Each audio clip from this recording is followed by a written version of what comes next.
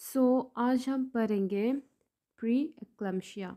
इसका डेफिनेशन है, it is a multi system disorder of unknown aetiology characterise by development of what hypertension to the extent of 140/90 mmHg or more with proteinuria after the 20th week in a previously non-normotensive and non-proteinuric woman। so इसमें क्या होता है कि एक multi system disorder है of unknown etiology. इसका जो cause है वो अननोन है, कैरेक्टराइज बाय डेवलपमेंट किया क्या होता है इसमें प्रीक्लम्शिया में डेवलपमेंट होता है हाइपरटेंशंस का to the extent of like 140/90 mmHg या फिर इससे ज़्यादा हो सकते हैं with proteinuria after the 20 week of previously normotensive means अगर किसी का नॉर्मल लाइक ब्लड प्रेशर है उसमें अगर डेवलपमेंट हो जाता है हाइपरटेंशन तो उसको प्रीक्लम्शिया बोलते हैं and non protein uric women. So next is diagnostic criteria. इसमें क्या हाइपरटेंशंस एडीमा प्रोटीन यूरिया। सो हाइपरटेंशन में देख सकते हैं कि एन एब्सोल्यूट राइज हो जाता है किस चीज़ का, ब्लड प्रेशर्स का of at least like 140/90 mmHg and oedema होता है कि इसमें क्या होता है डेमोन्स्ट्रेशंस ऑफ पीटिंग एडीमा होते हैं ओवर द एंकल्स जो होते हैं उसके ऊपर में होते हैं after 12 hours bed rest or excessive gain in weight of more than 4 pound a week in the later months of the pregnancy। so weight gain भी हो सकता है इसमें, excessive weight gain। and next देखते हैं कि हम यहाँ में प्रोटीन यूरिया भी है।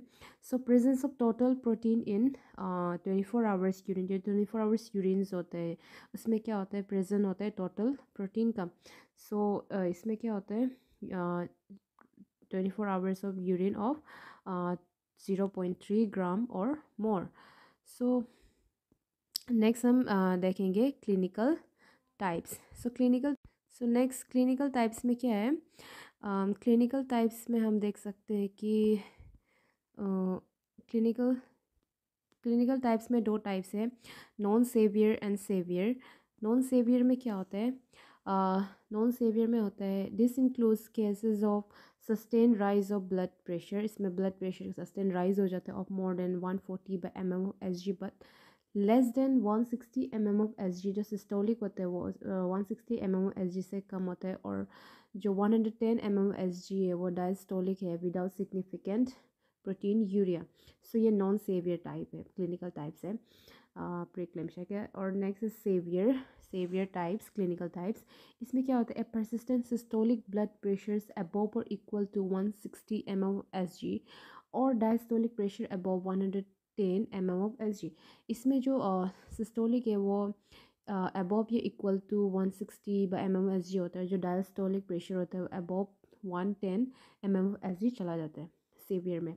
और इसमें सेवियर में प्रोटीन यूरिया होता है, प्रेजेंट होता है। पल्मोनरी जो एडीमा होता है, पल्मोनरी एडीमा प्रेजेंट होता है। ओलिग्यूरिया होता है, इसमें क्या होता है less than 400 ml per hour. जो 24 आवर्स का जो यूरिन होता है इसमें 400 ml प्रेजेंट होता है, उससे लेस होता है। So oliguria. Then intra uterine growth restrictions होता है फीटस का, of the fetus. Then next is what clinical features. इसमें सिम्टम्स एंड साइन आता है, sign and symptoms. So first हम पढ़ेंगे सिम्टम्स को। सिम्टम्स में आता है एक माइल्ड और एक अलार्मिंग सिम्टम्स। सो माइल्ड सिम्टम्स में क्या होता है कि माइल्ड सिम्टम्स में होता है स्लाइट स्वेलिंग हो सकता है over the ankles which persist on rising from the bed in the morning. Gradually जो स्वेलिंग होता है एक्सटेंड होता है टू द फेस में एक्सटेंड हो सकता है स्वेलिंग। एब्डोमिनल वॉल में स्वेलिंग एक्सटेंड हो सकता है, एंड जो वॉल्वा एरिया है उसमें एक्सटेंड हो सकता है swelling even to the whole body. So alarming symptoms में क्या आता है कि इसमें हो सकता है हेडेक, डिस्टर्ब स्लीप में डिस्टर्ब आ सकता है। उसके बाद जो यूरिनरी आउटपुट है वो डिमिनिश होने का चांसेस है, like less than 400 ml in 24 hours. And epigastric pain हो सकता है, जो गैस्ट्रिक एरिया है उसमें पेन होगा। एंड आई सिम्टम्स इस जैसे कि ब्लरिंग ऑफ आई हो सकता है, या डिमनेस, या टोटली ब्लाइंड होने का भी चांसेस है। देन नेक्स्ट हम देखते हैं कि साइन में क्या होता है। इसमें हो सकता है एबनॉर्मल वेट गेन होगा पेशेंट को, like rise of blood pressure rise of edema तो हो गई. There is no manifestations of chronic cardiovascular or renal pathology. Then pulmonary edema होगा. Abdominal examinations में क्या reveal होगा कि reveal evidences of chronic placental insufficiency होने का chances है. chronic placental का insufficiency होने का, जैसे कि such as scanty liquor और ग्रोथ हो सकता है, ग्रोथ रिटार्डेशंस हो सकते हैं फीटस का. सो यही है. सो नेक्स्ट हम देखेंगे कॉम्प्लिकेशंस में क्या क्या आ सकता है कि इसमें दो है, इमीडिएट एंड रिमोट. इसमें दो कॉम्प्लिकेशंस है. जो इमीडिएट है इसमें मैटरनल एंड फेटल कॉम्प्लिकेशन आ सकते हैं फेटल में और मैटरनल में, और रिमोट कॉम्प्लिकेशन. और जो इमीडिएट कॉम्प्लिकेशंस है उसमें क्या होते हैं, जो मैटरनल इमीडिएट में जो मैटरनल कॉम्प्लिकेशंस है इसमें ड्यूरिंग प्रेगनेंसी में क्या क्या हो सकता है, एक्लेम्शिया हो सकता है, एक्सीडेंटल हेमोरेजेस हो सकते हैं, देन ओलिग्यूरिया एंड एनोरिया होगा. डिमनेस विजन में भी डिमनेस आ सकता है एंड इवन ब्लाइंडनेस कॉज कर सकते हैं. एंड प्री टर्म लेबर होने का चांसेस है. अगर ड्यूरिंग लेबर हम देखते हैं तो इसमें क्या होता है, एक्लेम्शिया होगा, postpartum haemorrhage. And during period में क्या हो सकता है, एक्लेम्शिया होगा, शॉक होने का चांसेस है, सेप्सिस होने का चांसेस है. और जो फेटल में क्या होगा, इंट्रायूटेरिन डेथ होने का चांसेस है, इंट्रायूटेरिन ग्रोथ रेस्ट्रिक्शंस हो सकते हैं. क्यों बोलने से, due to chronic placental insufficiency की वजह से, प्लासेंटा का इंसफिशेंसी की वजह से क्या होता है, इंट्रायूटेरिन ग्रोथ में रेस्ट्रिक्शंस आ सकते हैं. देन एस्फाइजिया होगा एंड प्री मैच्योरिटी, बेबी का प्री मैच्योरिटी हो सकता है. नेक्स्ट हम रिमोट देखेंगे. रिमोट में क्या होता है कि इसमें रेसिडुअल हाइपरटेंशंस होते हैं. Then recurrent pre eclampsia recurrently होने के चांसेस है. देन क्रोनिक रेनल डिजीजेस, जैसे कि there is high incidence of renal diseases हो सकते हैं, क्रोनिक रेनल डिजीजेस. इसमें क्या होता है, there is high incidence of glomerulonephritis in women. जो हाई इंसिडेंस मतलब ग्लोमेरुलोनेफ्राइटिस होने का ज़्यादा चांसेस होते हैं वोमेन में. And risk of placental abruption for those women with pre eclampsia, जिसका प्री एक्लेम्शिया उसमें रिस्क हो सकता है, प्लासेंटल एब्रप्शिया होने का चांसेस हो सकते हैं, रिस्क हो सकते हैं. एंड लास्टली हम क्या देखेंगे, मैनेजमेंट प्री एक्लेम्शिया का, कैसे हम मैनेज करेंगे. इसका जो ऑब्जेक्टिव्स है वो क्या क्या है.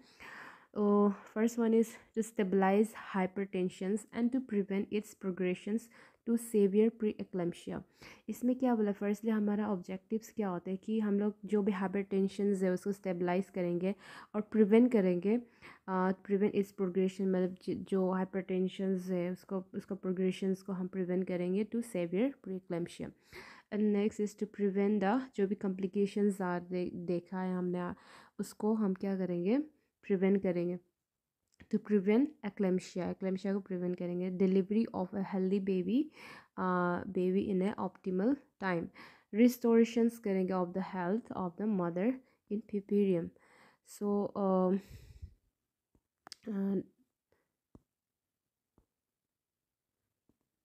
नेक्स्ट है कैसे हम मैनेज करेंगे. इसमें हम देखते हैं कि हॉस्पिटल और होम ट्रीटमेंट देंगे. इसमें क्या है, rest, high protein diet are prescribed. She should be warn against the ominous symptoms such as headache. जैसे कि जो भी ओमिनस सिम्टम्स है उसको वार्न करेंगे उसके अगेंस्ट. अगर उसको हेडेक होता है या विजुअल डिस्टर्बेंसेस होते हैं तो पेशेंट को कहेंगे कि डॉक्टर से सलाह लेने को. विजुअल डिस्टर्बेंसेस आता है या वोमिटिंग, स्कैंटी यूरिन, ये सब होने से डॉक्टर के पास चले जाने की. और हॉस्पिटल मैनेजमेंट देखेंगे. हॉस्पिटल मैनेजमेंट में क्या होता है, हॉस्पिटल मैनेजमेंट में हम देंगे rest, diet and anti hypertensive. So pre eclampsia इसमें हाइपरटेंशंस होते हैं, इसीलिए हम क्या देंगे, एंटी हाइपरटेंसिव ड्रग देंगे. सो रेस्ट रेस्ट से क्या होता है, अगर हम रेस्ट प्रोवाइड करेंगे, ये हम क्यों प्रोवाइड करते हैं कि ये जो रेनल जो ब्लड फ्लो है उसको इंक्रीज़ करते हैं डायूरेसिस। एंड सेकेंडली क्या है कि ये राइज करते हैं, ये जो यूटेरिन ब्लड फ्लो है इसको राइज करता है, जो प्लासेंटल प्लासेंटल जो परफ्यूज़न है उसको इम्प्रूव करते हैं, और ये ब्लड प्रेशर जो है उसको रिड्यूस करते हैं, जो ब्लड प्रेशर इसका हाई उसको रिड्यूस करते हैं। देन डाइट में क्या है, diet should be contain adequate amount of daily protein. About जैसे कि जो भी तुम डेली डाइट ले रहे हो उसमें क्या होना चाहिए, एडिक्वेट अमाउंट ऑफ प्रोटीन होना चाहिए, about like 100 gram. And anti hypertensive drug provide करेंगे, इसमें क्या है, कॉमन है ये लेबेटोलोल, निफेडिपिन या methyl dopa, hydralazine. So this are the anti hypertensive drug जो हम पेशेंट को प्रोवाइड करें, जो अगर किसी को प्री एक्लैम्प्सिया है तो।